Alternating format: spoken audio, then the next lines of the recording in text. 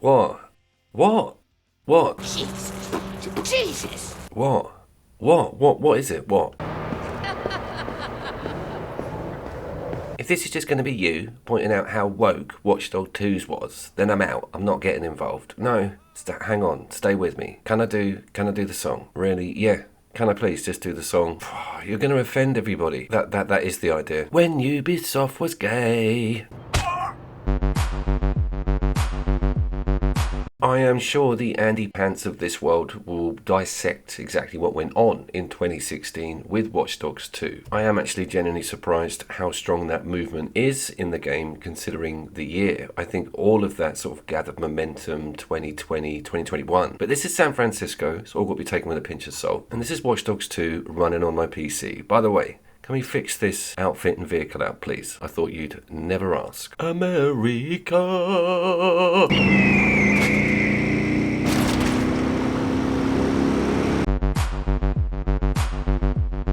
You can't do two stingers at the start. I can. I just did. Where did they get that horned helmet from? In 2016, pre-insurrection. That one blew my mind a little bit. And there are some American flags in this game. You just got to look for them quite hard. They've tucked them up in the biker's shop. And there's probably a few Confederate ones in some of the villain underground lairs. Oh, that deserves one more. One more.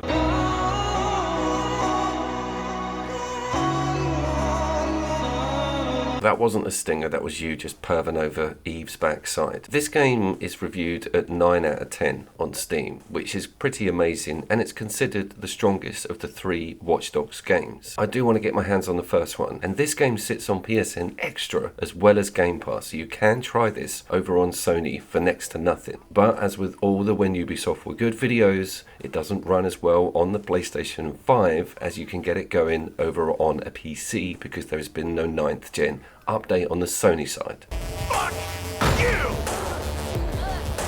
Cheating fuck! Upon my first visit to this game, I was hate playing it. I was looking at it because I was putting it up against Cyberpunk 2077 and expecting it to fall over everywhere graphically. I was looking out for that city appearing really dull against Night City on CDPR's 2077 Cyberpunk, and it just didn't. It was thriving and it was colourful and it ran extremely well. So I was like, crikey, I might actually have to go back to this on a serious note. The hacking has also been vastly improved from the first game, just giving you a wealth of options, loads more than you see in CDPR's game. It's also got a more advanced police system, already had firing from the car, and you've got this whole electricity/NOS setup, which is just amazing. Didn't even realise that could be unlocked on every car, regardless. It's then got its own radio stations, own sets of music, which kind of blew my mind a bit because you discover new tracks as you develop that map, and of course I had to not include half of it because of copyright, which is a bit gutting. What you were looking at is the game running at 60 frames at 1080.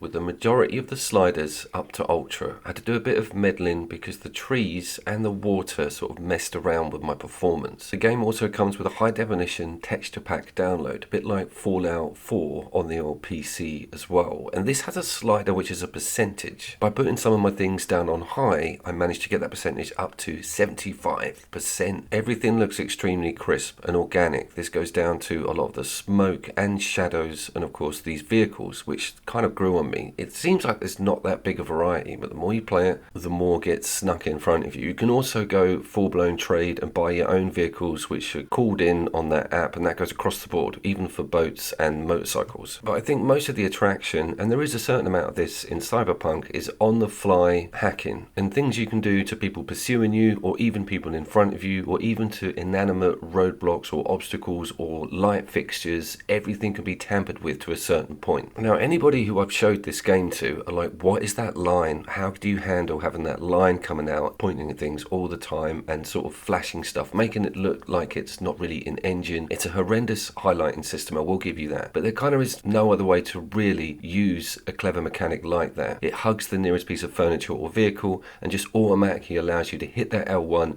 and access some really cool moves.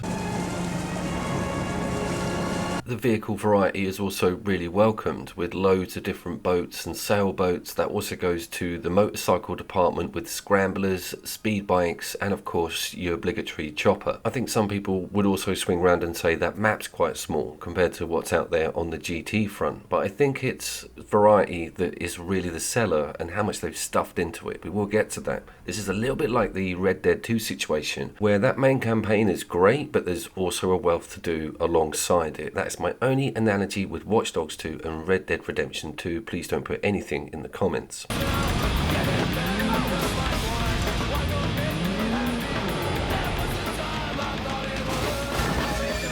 It is doing an obligatory online sort of invasion thing. I don't think there's anywhere I can go in the options to say don't have people come into my game. And some of them may be NPCs pretending to be an invader as part of an extra bit of campaign footage, but there is some actual PvP stuff coming up in a second. The game gives you the option to leave the online lobby once you see like a gamer tag appear on the map. It's just a little bit annoying having to manually do it all the time. But this was pretty hectic, regardless of whether it was a real person or not.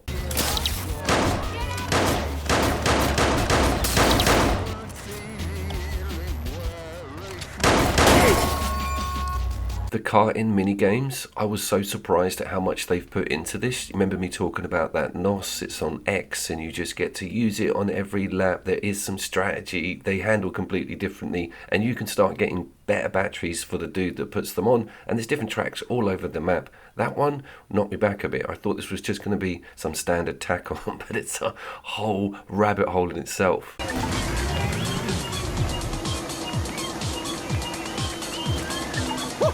Got it! What do you think you're doing? What? Whoa! Yeah, boy! Let's briefly look at some wet look weather and of course car damage and vehicle dilapidation. I love the smoke billowing out of things and the crunches on the bonnets and some of the parts that fall off and what dissipates on the roadside when you hit it.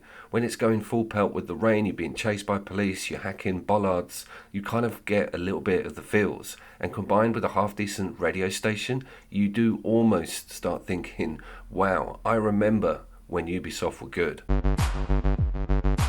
You can't have four. You cannot have 4 stingers in your video coupe. That's not normal. 3.5, 3.5, 3.5 out of 10. Isn't that what IGN gave Alien Isolation? They're all doing the Death Stranding 2 reviews today, all the bigger YouTubers. It's this point in my life where I realise I wish I was a bigger YouTuber. Please help. Please hit that like button. It will take me 76 years to get up to 100k subs, so best start cracking on with that now. Hey! I do want to talk about the gadget or gadgets because you do have a drone as a second tier piece of toolery, but you start off with this cool bi-wheeled awesome little jumper thing which you can upgrade to electrocute people. It also has a distraction voice on it. Now when I got that perk unlocked I thought as if that's going to be funny, as if that's going to be like some weird British accent saying an obscenity. Lo and behold, go fuck yourself. and that sort of brings me on to some of the characters in the game, particularly the ones that are supposed to be on your side. They are some of the most unbearable people in video games. That goes for the main protagonist as well, but because we've moved out of the sort of Tim Waltz era a bit, you can look back and know what you're laughing at. Are you with me? It all makes perfect sense. By the way, keep your eye on the biker here in blue. We miss a turn, we've all done it, but we get some great in-engine comedy here. And also, it doesn't forget when he's off screen behind me, he's still actually existing on map, so to speak.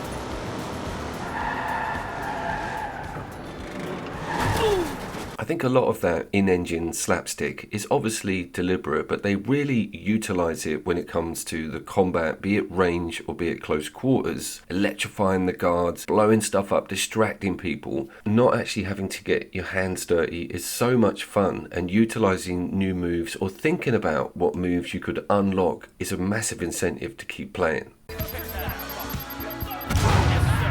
A lot of people talk about Ubisoft as a developer now as a hybrid variant, not recognisable, everyone's gone, the old guard were fired years ago. Well, 2016, I imagine quite a few of them were still in position. And despite it being stamped with left-wing politics in every section possible, there's still a really good game under there. Really good. One of the better modern open-world city-based video games on the market. You've only got Cyberpunk and GTA 5 sitting on par or ahead of it.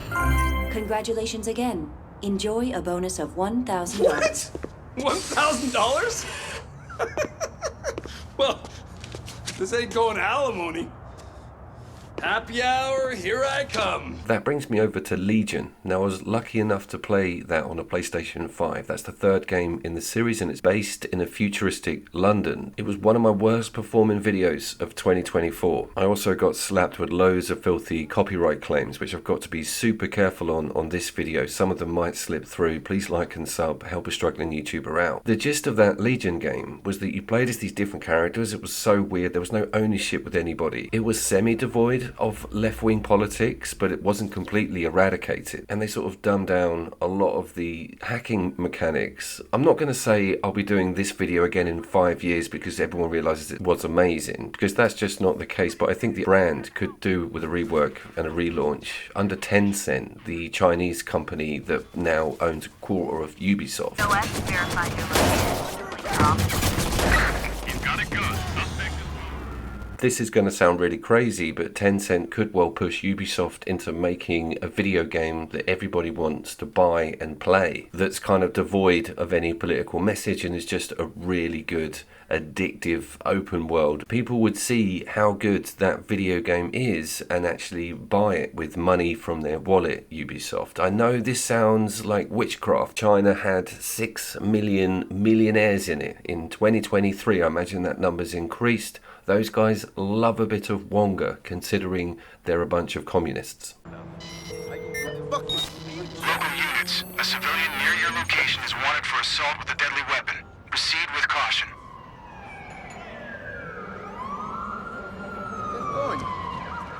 Are you going to run? SFPD, cease and desist! Don't! You're making this worse! Exploring those perks is so much fun, doing hilarious stuff to the civilians and the police and even the criminal gangs that are knocking around. That just never gets boring. And they sort of touch on that with Legion by making some of these NPC characters the main character, or having someone protect you in a fight. That is definitely an area they overcooked with the third one. Also be wary if you are going to fire this up. It does for some reason, for me, default to San Francisco fog off. And I think it's an iconic feature of the city, and having it in game is absolutely awesome.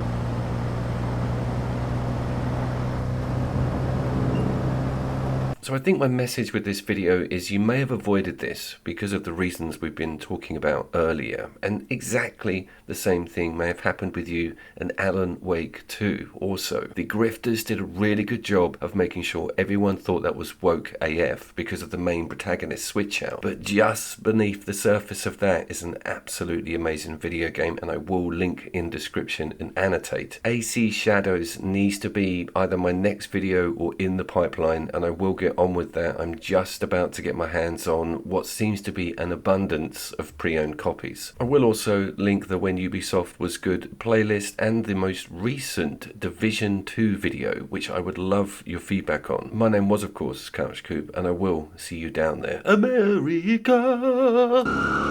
Suspects lost us. We'll stick around and sniff him out.